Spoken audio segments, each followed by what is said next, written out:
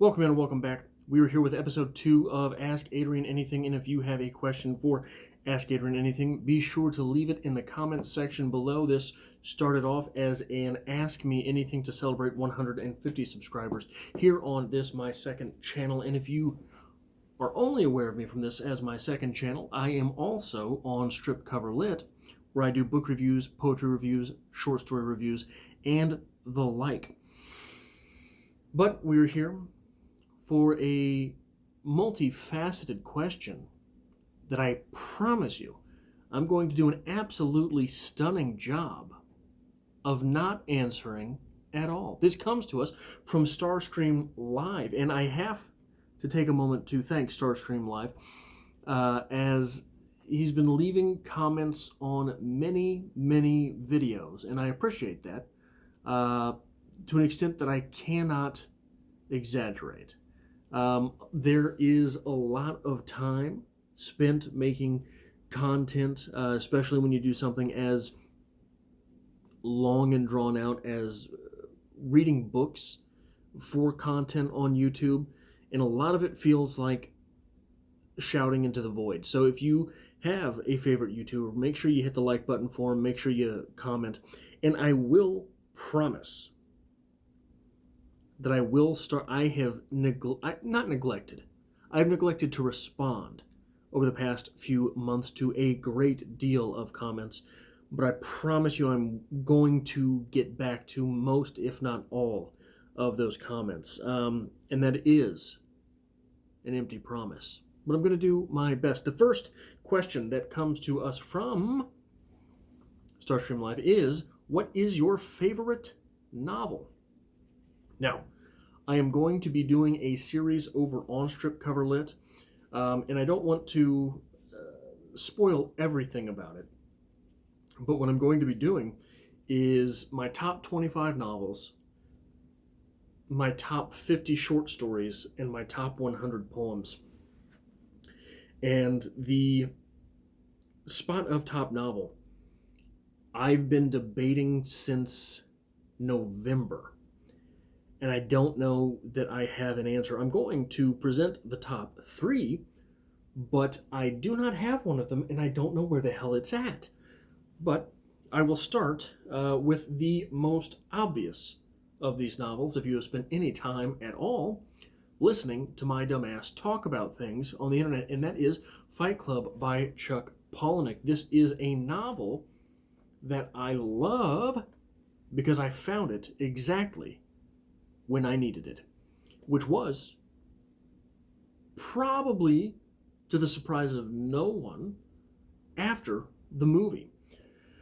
If you are one of the very few people who read this book before seeing the movie, especially if you read this book before the movie came out, I would love to hear from you, because I would love to know how you knew about it, because I can't seem to get information on any of that type of literature coming out, and when it comes out, and where it comes out, and from whom.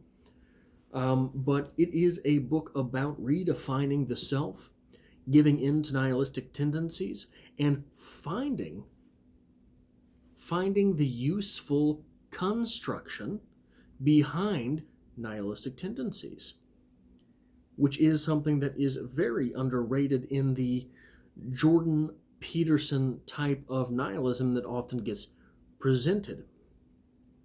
There is a quote from Pisarev, which again, if you have spent any time watching my dumbass talk about things on the internet, you have heard, and I do not have it in front of me. I was not planning to get into this little part of the ramble or rant, but basically, at the core of nihilism is the principle that we should strike out right, we should strike out left. What is garbage will fall away. What remains after our greatest blows is good, and we can keep it. That is nihilism. Now, the post-World War I sort of strain of nihilism is sort of saying nothing withstands the blow. There's nothing left. After the Great War, after the Holocaust, after dropping an atomic bomb, nothing withstands the blow. It's all dust. That's sort of the newer strain of nihilism. I don't agree with it. Number 2, Now Is the Hour by Tom Spanbauer. I absolutely hate that it rhymes because it makes it sound like it's all one title when Tom Spanbauer is actually the author. I have it. I love it.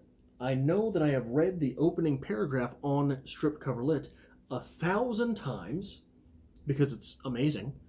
It is a novel that forces you into the emotions and realizations of the protagonist in ways that I can't explain. And that is that's what a lot of people describe as the magic of poetry. Poetry is the essence of something that can't be put into words, though it's put into words. You can't tell me what Sonnet 2 is about. You can't do it. Why? Because it's not about the words that you would use. It's about everything else that's built in. That is one of the things that they say about poetry. Now, I've got to move on. I have a lot of things to talk about. But the third novel that I'm really sort of toying with putting in that top spot, San Miguel by T.C. Boyle. This is a novel that greatly, greatly surprised me. Number one, I got it on the clearance rack, and I got it from one of my favorite short story authors in T.C. Boyle. I have read 0 other novels from T.C. Boyle, but I have read San Miguel, and I loved it. It is the story of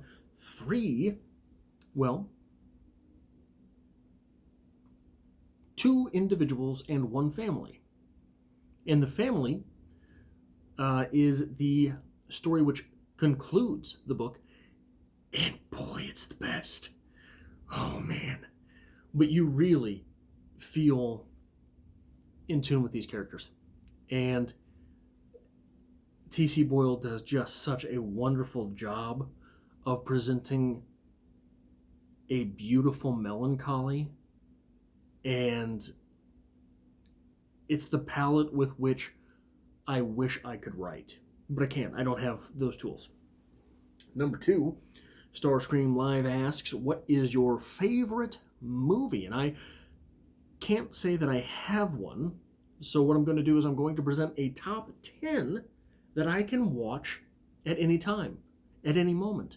I might stop recording now and go watch one of these because screw the video. These are good movies. Now, I'm going to start with number 11, which is an honorable mention, and that is Gladiator. I don't think there needs to be an explanation for this. Now, the thing that really sort of keeps it off the top 10 here is when you say Gladiator, no one knows what movie you're talking about. There are a trillion cuts of Gladiator, and I don't know what any of them mean. They're all the same movie. You get little, and I'm not going to get into it, but number 1 that I could watch at any time and I really love is Iron Man, directed by Jon Favreau and obviously starring Robert Downey Jr. That was revelatory when it happened. I remember being such a naysayer about that movie before it came out because I was so ready for The Dark Knight. I was buying, so at the time, this was pre-YouTube. I mean, YouTube was around, but it wasn't anything like it is. This was pre a lot of the websites that you go to. So there was about a 4-year period where there were Ain't It Cool News or comicbookmovie.com was just the premiere of where you would go for comic book movie type news. But since then, it's all YouTube. But before that, there were magazines. Toy Fair was a big one that you would get movie news, comic book movie news, from which you would get comic book movie news. And they had a preview of both The Dark Knight and Iron Man. And I remember reading over the preview for Iron Man and thinking, that just sounds so dumb. It sounds like a bunch of guys got together and said, you know what would be cool? This? Oh yeah. Yeah, that would be cool. You know what else would be cool? This. Oh yeah. That'd be cool too. Only if you did it like this. Oh yeah. And it turns out that is what the movie was. And it worked. Number 2, Logan, starring Hugh Jackman. It is a James Mangold film. I have always identified with the character of Logan / Wolverine / James Howlett. Why? It may surprise you to hear this. Not great with people. Don't have many friends. That was always part of Wolverine's shtick. And he was a prick. That was always kind of me too. And he was a little white guy. I'm a little white guy. It was just so perfect. I made the mistake. Logan came out at a time in my life where all of those things were becoming very, very obvious. That I was not great with people. And I was not going to have a lot of friends. And I was not. And I was not. And I was not. And all of those things that Logan emphasizes about Wolverine, all of his shortcomings, all of his character flaws, that's really old and crusty. That's how I was feeling at the time. I made the mistake, because I couldn't find someone to go to the movie with me, I made the mistake of going and seeing that movie alone. What a trip. Number 3, Inception, the Christopher Nolan film starring Tom Hardy and Leonardo de whatever. Leonardo something something. I saw this movie on a date. I had never seen any of the previews or trailers or teasers for this movie. I walked into the theater for this thing absolutely blank and didn't know what the hell was going on until the third act. Imagine seeing that movie having absolutely no idea what it was about. Maybe you did, and you understand the struggle that I had. Since then, I must say I've watched this movie 20 times. It is not, it's not a perfect film. And it definitely has some boring parts. And if you want to think about it, the whole dreamscape thing is sort of cliche. But cinema is basically cliche. And Christopher Nolan does a great job of taking these disparate particles of a story and these talentless hacks of actors and really crafting a fine film. Number 4, Silence of the Lambs / Red Dragon. The directors of these films are Jonathan Demme and Brett Ratner, but of course they're starring Anthony Hopkins. Oh, they're good. I don't differentiate between the two because I think that they are both sides of the same coin as far as the story of Hannibal Lecter is concerned. All of the other content is surrounding the movies of the Hannibal Lecter character are really sort of subpar. I never saw the TV show. You'll have to let me know if that is any good, if it's worth seeking out. I doubt it. I'm not a big TV guy, which is going to come into play later in this video. But yeah, one of the things that is always interesting to me about serial killer paraphernalia, serial killer media, they always mention Missouri in some fashion, normally Kansas City. And really, the only serial killer we've had in Kansas City was Bob Berdelia. He ran a head shop down in Westport. But Silence of the Lambs mentions Kansas City, and Red Dragon takes place in St. Louis. That doesn't take place, but Ralph Fiennes his character lives in St. Louis, so it's always interesting to me, those things. I don't know why people in media think that us good Midwestern folk are so easily preyed upon. Number 5, a lot of superhero films here. I don't know what to tell you. I don't look at movies. I don't look to movies for the same type of entertainment that I look to books, for which I look to books. But Captain America Winter Soldier, Joe and Anthony Russo, starring Chris Evans, obviously. That movie has the most surprising action in any film I think I have ever seen. That Nick Fury car chase scene at the beginning smacks you in the face, and you're along for the ride. No pun intended. Maybe puns intended. It's hard to say. It's been a long video so far. But I think that one of the greatest things about that movie is that it is so surprising on all levels, even if you know the story.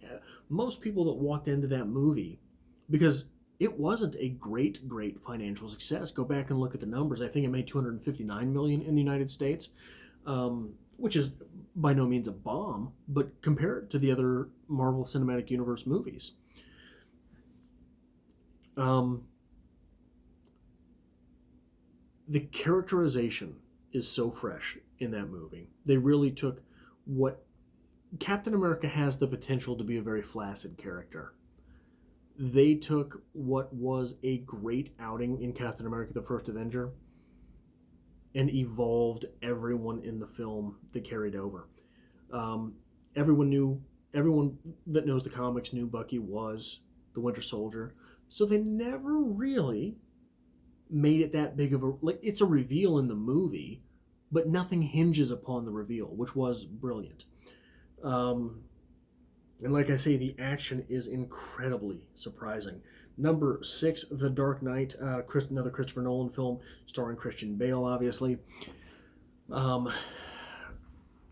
don't know that too much needs to be said.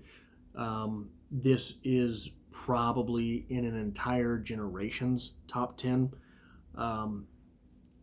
The one thing I will say, because all you ever hear is superlatives about this film, but the one thing I will say is I always forget the 30 minutes of boring movie that's a third of the way into that film. It's just super boring. It's just super boring. Don't at me, okay? Is that how you kids say it? Don't at me? I don't know. I don't care. Even though there's 30 minutes in that film that suck, the whole thing comes out great. Number 7, Fight Club, starring Brad Pitt and Edward Norton. It is a David Fincher film. I found the movie when I needed the movie. I refound the movie when I needed the movie. I refound this film at a point in life. So there's that line in the book, I think it's in the book, it's certainly in the movie, where Edward Norton and Brad Pitt are standing on a bus and they see a Calvin Klein ad.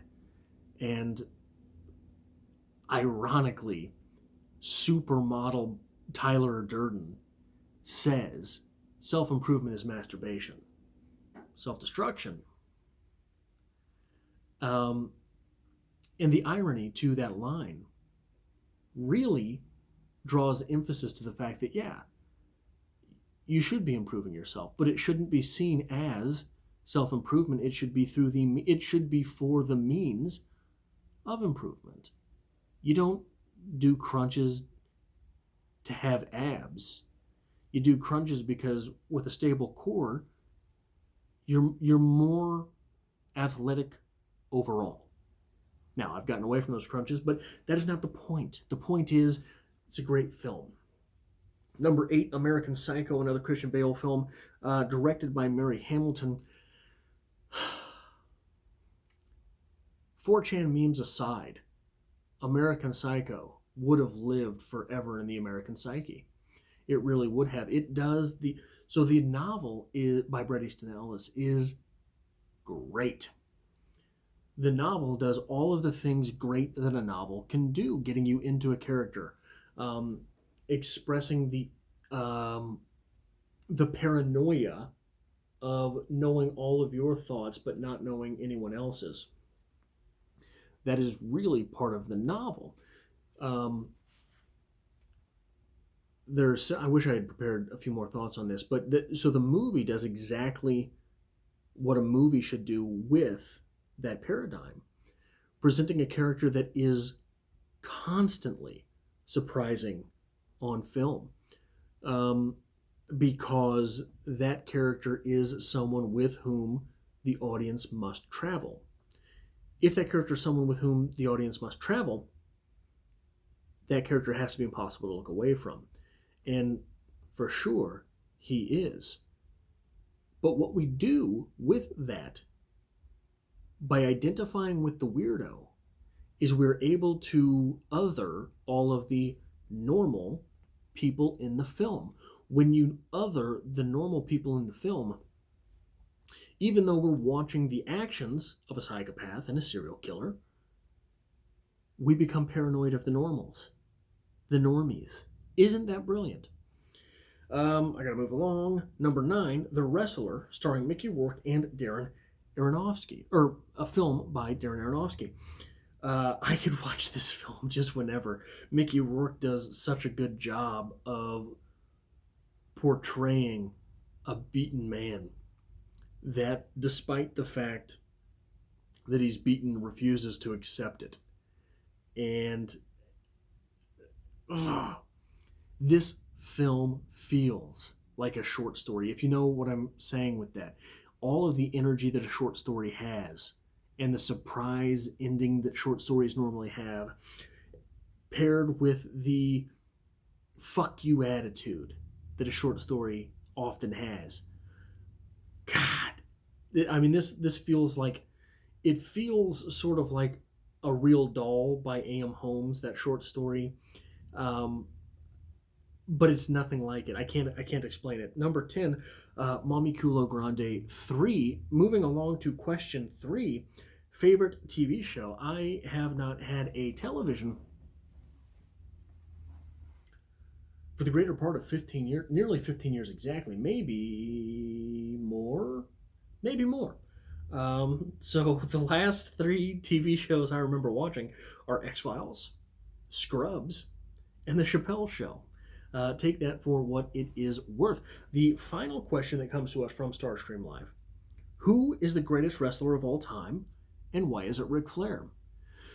You know, if you're talking about the greatest wrestler of all time, I have to disagree with you and say that the greatest wrestler of all time is probably Ric Flair, because in the same way that the movie of American Psycho does the best that a movie can do with that story, and the book of American Psycho does the best with a book that property can do, Ric Flair does everything you could hope a wrestler would do. That's it. That makes him the greatest wrestler. But that's just the greatest. If we're looking at the most important wrestler of all time, I have to say it's Andre the Giant, because Andre the Giant broke into mainstream. He didn't break into fringe stream in the way that, for example, Hulk Hogan did. Hulk Hogan doing all of these bit roles in movies and bad movies that were not going to gain acceptance. Andre the Giant was in The Princess Bride. You know, Andre the Giant was... So if you take Rowdy Roddy Piper out of the ring, Rowdy Roddy Piper also broke into fringe stream. If you take Rowdy Roddy Piper out of the ring, what you're doing is you have to construct around him the world of a wrestler. You have to sort of say, yeah, that's wrestler Rowdy Roddy Piper. When Andre the Giant walked onto screen or into a room, you didn't have to introduce him as the wrestler, because you just knew. That way, he was able to craft around that assumption, that pre-packaged assumption of him, and really break into the mainstream. And people said, oh yeah, that's the wrestler. And then he was funny. And then he was cool. And then he was scary. He was all those things that a wrestler should be, but he made everyone all right with it. But if we're talking coolest, the coolest wrestler of all time is obviously Sting. No one, and when I say no one, I mean no one, other than Hulk Hogan, would have been able to go from Captain America to Batman. And that's exactly what Sting did. And he did it in a better fashion than Hulk Hogan, because you still loved him when he was the bad guy, the anti-hero persona. Even though, so Hogan pulled full heel turn. Sting, it wouldn't have mattered what Sting had done. He would have been the good guy. He came out in the Crow regalia at a time when the Crow and all that sort of stuff was on the way out culturally. If you look back, all the goth stuff was not the cool stuff at the time. It was on the way out. We're talking 2000, right? We're not talking 96, 97. And no, goth stuff is not cool. Goth stuff is not cool. But Sting Sting's the coolest. If we're talking most successful, the most successful wrestlers, obviously, Hulk Hogan. Hulk Hogan had wrestling in the palm of his hand from the moment he walked into the big times through, I mean, he could have made a comeback at any time. He could still make a comeback at any time and be one of the most talked about wrestlers.